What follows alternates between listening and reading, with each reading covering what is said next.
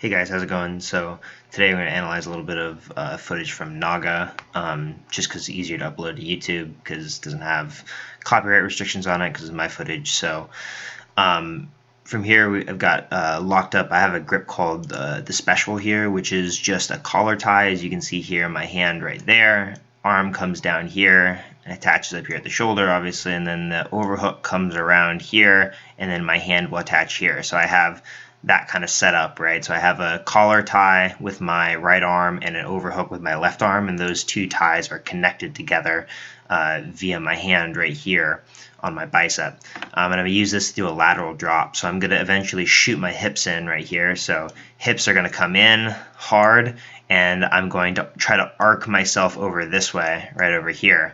So that way I can get a throw because there's no angle for posting over in this direction for my opponent because his arm is caught up. So we'll take a look at how that plays out. Right, we come here. Hips are going to come in, right? And on this one, I think that things that I could have done a little bit better. My body angle right here is not arced in, right? You can see that my legs are kind of going through here. The screens are getting in the way a little bit, but I still have a bend in my body angle. To do this better, my hips should have been farther in, right? I should have been maybe over here like this, and so I should have had more of a convexity in my body angle here. So that should have been like that, right? Here, this was just a lack of commitment. I kind of wanted to swing him down versus arcing him over, which is the arc is a much better strategy, a much bigger throw. And so from here, it was much more of a spin down, which is why I have trouble containing him after this throw, whereas if I had a better body arc in the beginning, I don't think I would have that much trouble containing him afterwards. So from here, arced him down. We go off screen for a second, and then now here, because of that that kind of poor body angle, I'm stuck with a relatively poor angle for my back takes. As you can see here, I'm over the top of the head. My leg is starting to come around, trying to get another hook in on the other side, and I have this kind of Kimura-ish grip on the arm here, trying to help me reposition for my back control. So again, not the best position for a back take. Here he kind of falls over because he really doesn't want his back to get taken, so I end up kind of in a 3/4 mount. And I keep the back control grips because I want to continue rolling towards the back instead of stabilizing in top position, which I think is also something that I would have done differently now. I think I would have just stopped right here, stabilized in top position, and then try to do a recut or a back step or a truck roll or something like that during the situation instead of continuing on towards the back, because it's at this point a longer path to the back. And then from here, he's trying to get himself out from underneath right here. He's kind of his arm kind of under here, which makes me think triangle, right? He's still trying to defend by getting a little bit flat, and he's going to try to get up to his knees again here. And so as we keep going through, he rocks himself up to his knees. I'm still trying to get the back right here. And at this point, I realize that I'm going to lose it, right? Because my hip position, his shoulder has finally popped through this little hole right here.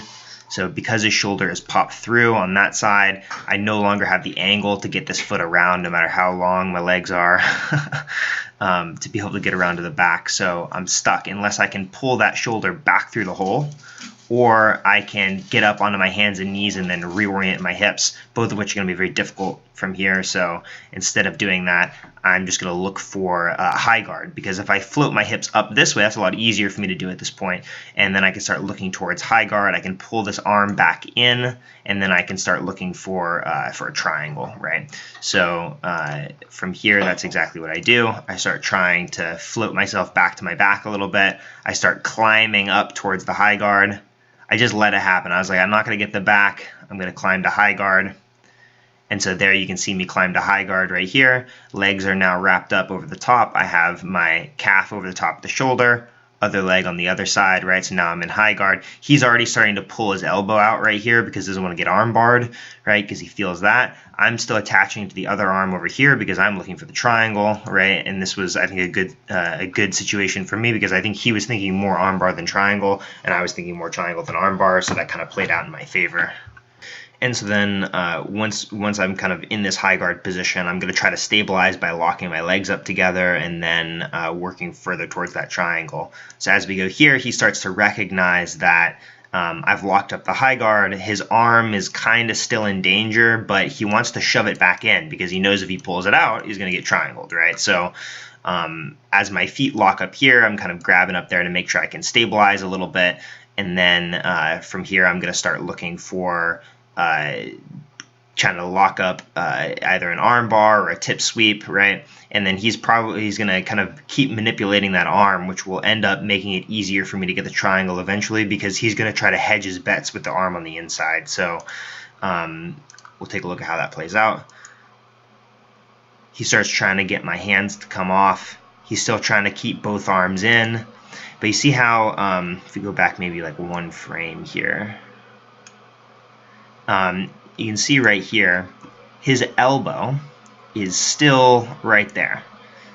This is kind of an important detail. His elbow is not fully inside, which means that I don't have quite a full high guard. Instead, I'm being kind of wedged out of high guard a little bit. I have part of a high guard, and he has just his arm kind of halfway in and halfway out. Now, the situation with this is that he's trying to play the line between armbar and triangle, and I'm trying to play the line between armbar and triangle. And so we're kind of having this war over whether or not the arm pops out, and he wants to keep it in this kind of superposition where his arm's not really out and it's not really in. Right, and so that neither the armbar or the triangle are really legitimate options, and I'm trying to get the arm to pop out for the triangle or to pop in a good way so that I can then switch to the armbar, right? So I'm trying to get change to happen. He's trying to keep it consistent until he can figure out other things to do in order to get out of this position. I think the mistake that he makes here is that he lets his balance be kind of all over the place during the situation because he's kind of panicking out of these submissions. And I think the mistake that I make here is that I'm a little bit loose with my control, right? I'm not keeping things as tight as I should. I'm kind of really searching for the change in position in order to catch the next thing versus solidifying the things that I have. And so I think those are kind of the two like philosophical issues that we both had during this sequence here. So as this happens, his balance is failing a little bit, and then now he takes his arm out completely because he thinks, oh, I can sneak out the back door here, and then I'll be able to get out of this whole thing. So he can see how his arm comes out completely. He's going to use this as a wedge. He's going to try to push me forward, and he's going to try to sneak his body out the back, right? I realize this is happening, so I'm going to roll for the triangle right away because his arm's coming out. So I roll for the triangle here. I lock it up. I finish my lock, and then from here, this is where I start to make a couple of mistakes. Here, his head is slipping out, and I'm trying to figure out how I can keep his head in because he's got still like a hand right here kind of wedging a little bit. He's still trying to play that line a little bit, but his arm came more out than in. And I've got this hole right here between my leg and his head. And this is partially just a product of me having long legs and partly because the triangle setup that I had to get here was really weak. And so from here, I'm trying to kind of play the line and keep the triangle. And I try to lift my hips up and flare my knee out. And as you can see, the hole cinches up just a little bit, and his arm comes completely out. And so now he's going to start trying to push this off of the head. And I can feel that, and I know I only have a few seconds. And so this is where it gets kind of a race against the clock to a certain degree, because I only have a few seconds before his head pops out, and then I'm going to have to do something different. So I start attacking the arm, because the arm will still be there regardless of whether the head is, right? So instead of trying to float the arm over to this side and continue that triangle, I'm going to try to push his arm up in the air, and you can see that the arm kind of came up for a moment there, and that was me trying to get a straight arm lock, and that forces his head back in to the triangle right here. But instead of then pausing and trying to lock the triangle up deeper and bring the arm over, I figured that with his hand here on my arm and the angling that we had already had in this match, it was likely that his head was going to pop out anyway, so I just started moving towards the Ultra Kimura right away. So from here, I start moving towards the Ultra Kimura. His head pops out, which was actually intentional because I was going to let it go eventually to get this Ultra Kimura. And then now from here, my legs crack down over the low back and over the head, and then I'm just going to start cranking on this thing, and there, it's finished.